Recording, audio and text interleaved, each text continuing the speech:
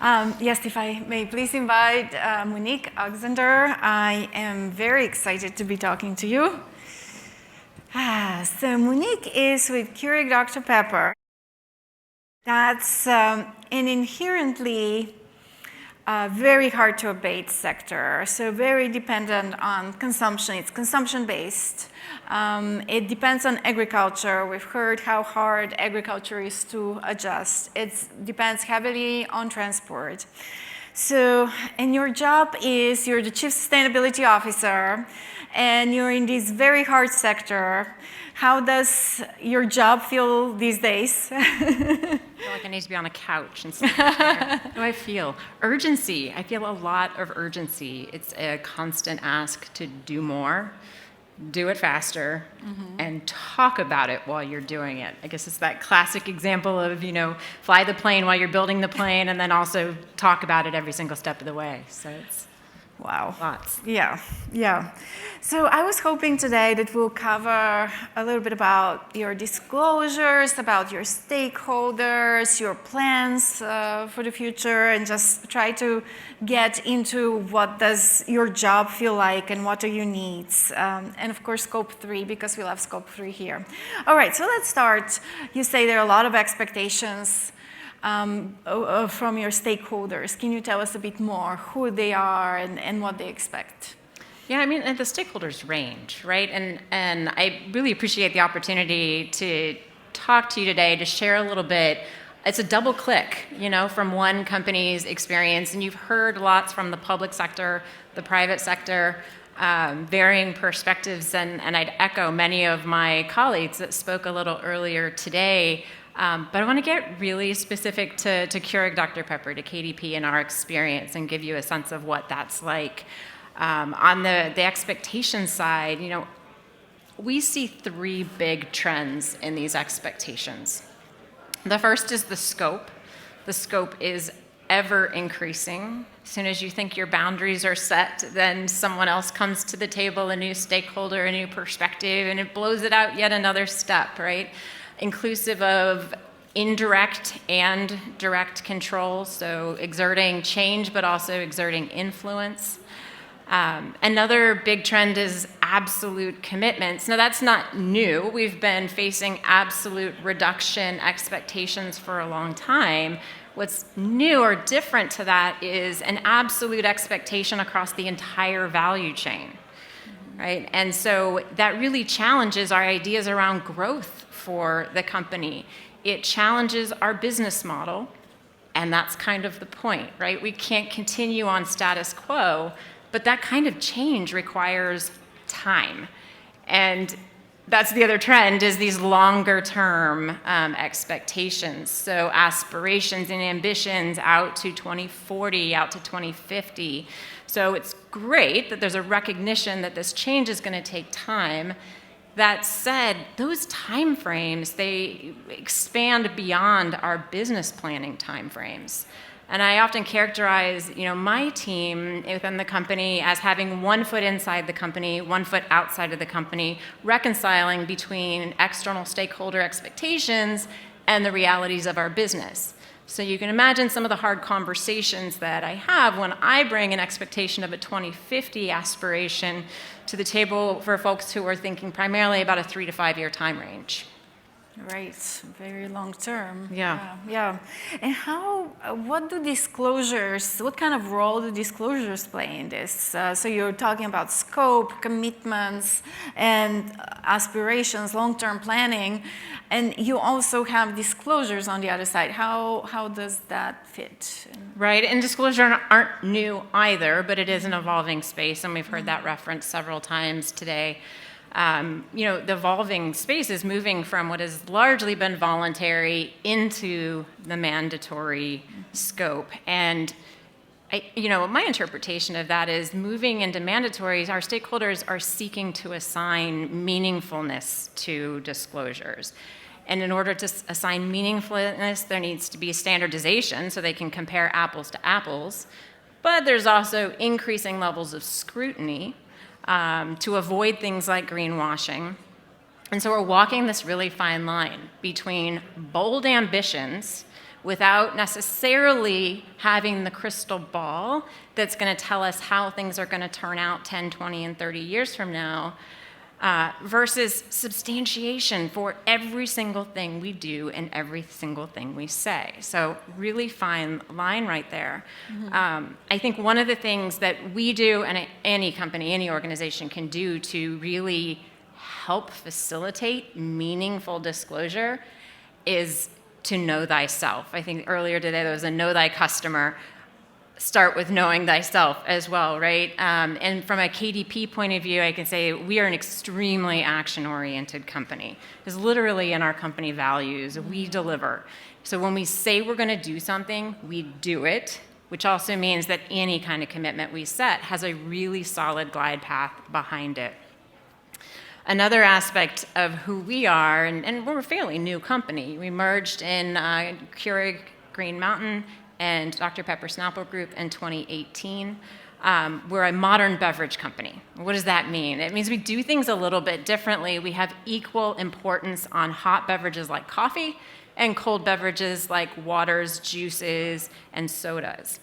And how we do that is through a partnership model, meaning specifically for coffee, for example, Starbucks and Dunkin' are partners, and we may go back to origin and buy the green coffee and roast it and package it so we can bring it to life in the Keurig system.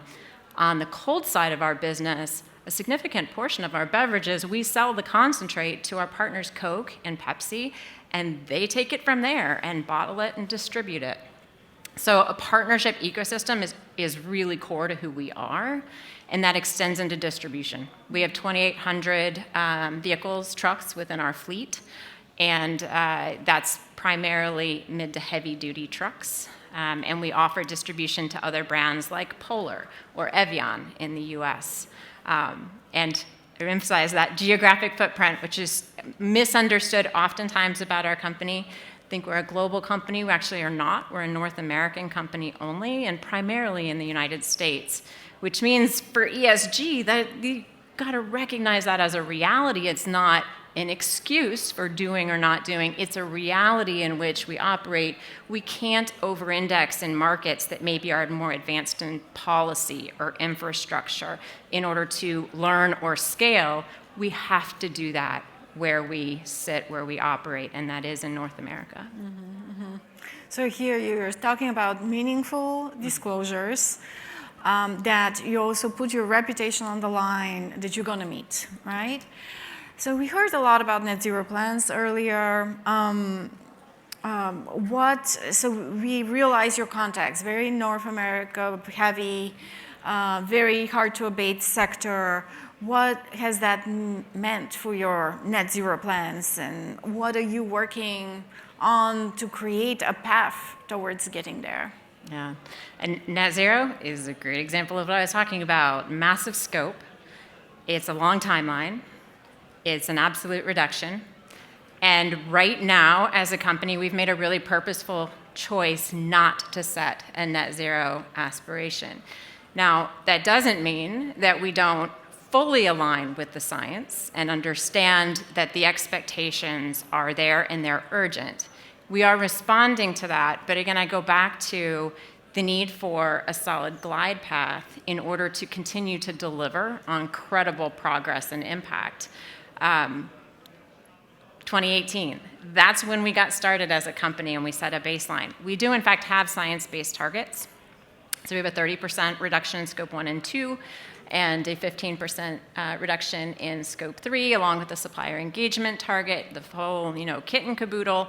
And we have significant progress against those goals while we are reevaluating to get to a 1.5. So we are currently on a well below 2 trajectory, which was where the world was sitting when we set our goals, and the world has moved. And so now we are moving with the world. But I'll tell you what our key unlock is. It's that fleet. So again, remember, we are primarily in the US, 2,800 heavy-duty vehicles. We have to be able to transport heavy beverages, and we wait out long before we cube out in those trucks. We need the convergence of policy, infrastructure and technology in order to decarbonize our fleet at scale effectively. And we don't necessarily, at this moment in time, have that glide path defined for our teams, for our board, for our stakeholders. And so as we work on confirming what that path can look like for us in the future, we're not slowing down on the commitments that we've already made. Okay, so you're saying for the infrastructure we see, the policy space, you cannot commit to a net zero until you can figure out what you can do with the heavy fleet, right? That's correct. That's a big unlock for us. Right. And perspective-wise, our fleet is 40% of our Scope 1 and 2 emissions. Okay, so good you're mentioning scope. Do you want to tell us a bit about Scope 3? That's a big challenge for everyone. Yeah. Scope 3 is that big amorphous, up and down the value chain. And we oftentimes think it's just suppliers. It's not, right? It's upstream as well, and it's how your consumers are interacting with your product, and what are they doing with it when they're all finished with your product. For us, Scope 3 is 96% of our carbon footprint. So obviously, quite significant.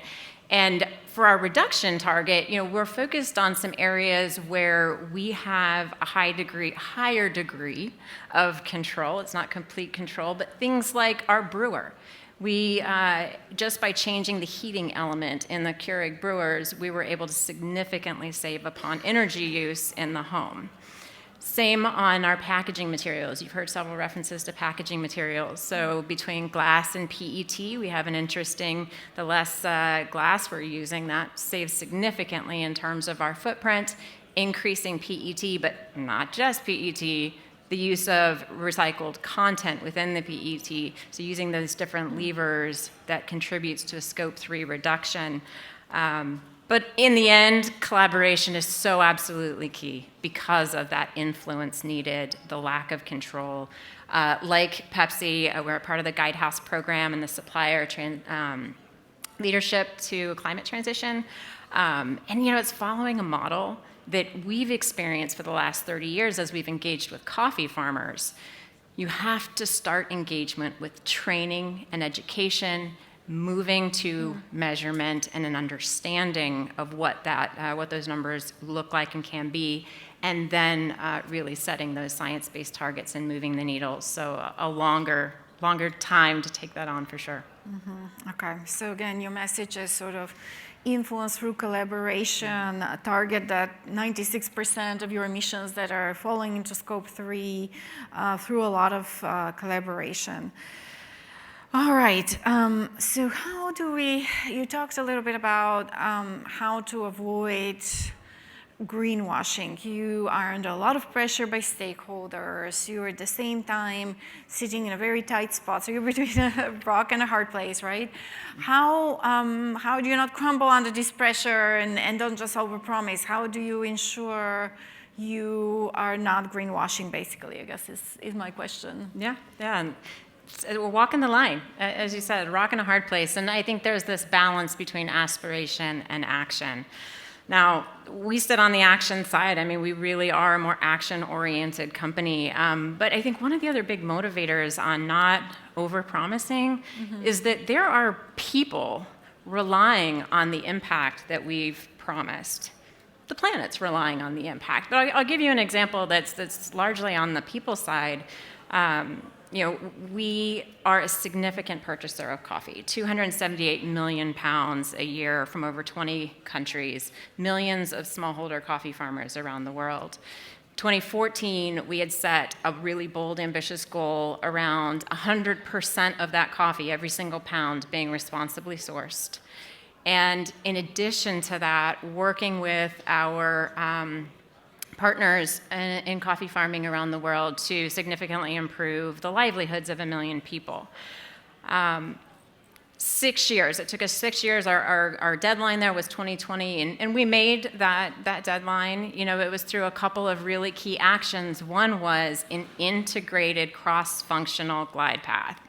That included finance, because there was a cost associated with these actions, right? And then additionally, integrated procurement practices, deep engagement with supply chain partners around the world that could really get on the ground and work on the different elements of both productivity on the farm level, climate smart agriculture, income diversification, you name it. We had a lot of different interventions where we could find measurable impact at the farm level and really deliver on the impact that our coffee farmers and our consumers and our customers were relying on us to deliver on. But I think one of the proof points that's, to me, most impressive, right, that we were able to keep the momentum over that period of time, we set that goal in 2014 when we were Green Mountain Coffee Roasters. We were subsequently bought and taken private. And then subsequent to that, merged with Dr. Pepper Snapple Group and taken public again. As you can imagine, there were leadership changes throughout that period of time. And despite all of those somersaults, we never stepped back from that commitment. And it was due to the fact that we had a fully loaded glide path that had been bought into across the organization, and we had a track record of delivering results and impact. And that was convincing. That was not going back to the table to resell this proposition every single time the company changed. Great. I hear we have one question from the audience that maybe we could intersect. We have 4 minutes left, so. Yes, we have a question from Andreas who's saying, is the global distribution of exotic waters compatible with ambitious ESG goals, considered water security as the source and location of environmental footprint? Water security. Water security. Yeah, I think, that's great because we wanted to talk about water. Yeah, no. And I wasn't sure what the crux of the question was there, just in terms of goal setting. So I'll read it again. So in the global distribution of exotic waters, is it compatible with ambitious ESG goals, considering water security and sources, locations, and environmental footprint? Yeah, and I don't know that I can comment on exotic sources because we don't actually have any within our portfolio. But I do think that water security, I mean, it's a beverage company, water is an absolutely critical input to our business. We wouldn't have a business without water supply, both in terms of access and in terms of quality. And, you know, when we think about our water agenda, it's not dissimilar from what we're facing in climate now, which is not just having a credible glide path, but creating space within your glide path to take a pause and iterate. Learn, know that the world is going to change, science is going to change, data is going to change. And if you don't build those iterations into your glide path, having plan A's and plan B's and being able to pivot, that you can be really problematic, especially as it relates to stakeholders. We did set this year a net positive water aspiration. It is a long timeline. It is an absolute. It's all of these things, right? But one of the first things we did was join the Water Resilience Coalition because we wanted credibility and a common pathway. It goes back to that comparability, apples to apples, working with others who are also trying to achieve this same aspiration. We added scope in the process to our replenishment goal, which is a long-standing goal, but due to new data that was informing the tools that we were using from World Resource Institute, we did surface 4 additional sites, significant addition to the goal. Embraced that change because we needed to make sure we were responding to science and the data. The last was it really forced us to stop drawing the lines that we like to in our pillars of our platform. We have environment over here, we have supply chain over here, we have health and well-being. We were able to start to blend some of those things with our regenerative agriculture work in our supply chain, knowing that there were water benefits in the long term that could contribute to net positive water impacts. And respond to our stakeholders in ways that were really reflective of the value chain and not solely in the constructs of how we organize our work internally. Great. Last question, 1 minute left. What would be your advice from all this experience for a company just starting? How do they balance aspiration and action, would you say? Yeah, there was some great advice given on your panel earlier today, and I would definitely reiterate some of that some of that advice, having a cross-functional glide path. I think they reiterated glide paths and a plan, but making sure that's cross-functional and there's buy-in and ownership by those teams and partnerships to support them. Additionally, knowing yourself, really embracing the realities of your business. Agree, also knowing thy customer is important, but the realities of your business and communicating it. And when you have that moving bar, constantly being open, transparent, having the dialogue beyond disclosures, the active dialogue with stakeholders that can really bring meaningfulness to not just the disclosures and the actions, but the future direction. Right. Okay, thank you. So we heard about know thyself, moving from voluntary to now mandatory disclosures, meaningful disclosures that you stand behind with your reputation. We heard about Scope 3 and regenerative agriculture and the importance of collaboration. Heard about water coming in together with climate considerations. I think this is a great example. Thank you so much. It was fascinating to hear how such a company can avoid greenwashing and really build a strong plan and a strong company. Thank you. Thanks for the opportunity.